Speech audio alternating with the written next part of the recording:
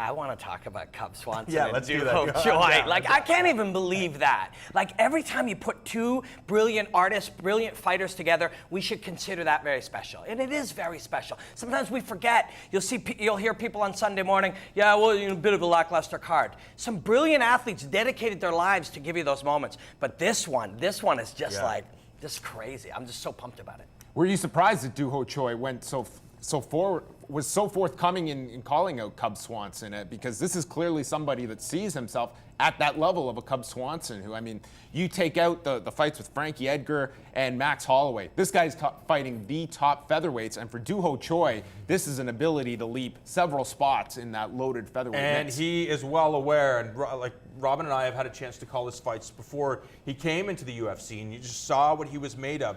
You saw his confidence, you saw his abilities, you saw his mobility, and then it's like, okay, well, how will these fighters, how will they look when they get to the top organization in the world, being the UFC? Because we've called other fighters that when they make it to the UFC, they can't perform like the way that they did on the smaller circuit.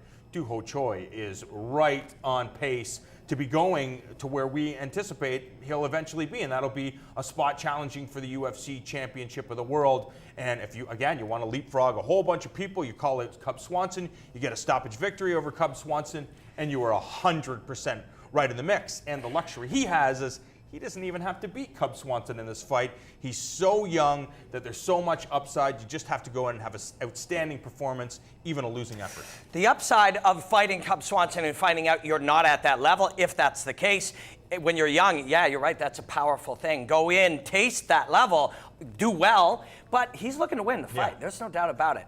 And man, in the whole world of fighting ever, there's Cub Swanson's in a group of about 5 fighters that I just obsessively want to watch the way he moves. And Duho Choi is getting himself in that group too. The question is that timing, that speed, that timing, and that ability to just see the little crack, or force the little crack to happen, and then to time, can he do that against an upper echelon guy like Cub Swanson? Right? We don't know the answer. Cub Swanson. What do you think? I think he can touch him up for sure. That's why we got to watch the fight. Cub is very special, and when Cub's on, when he's really present in the fight, there's none better in the world. So this is a fight you absolutely have to see.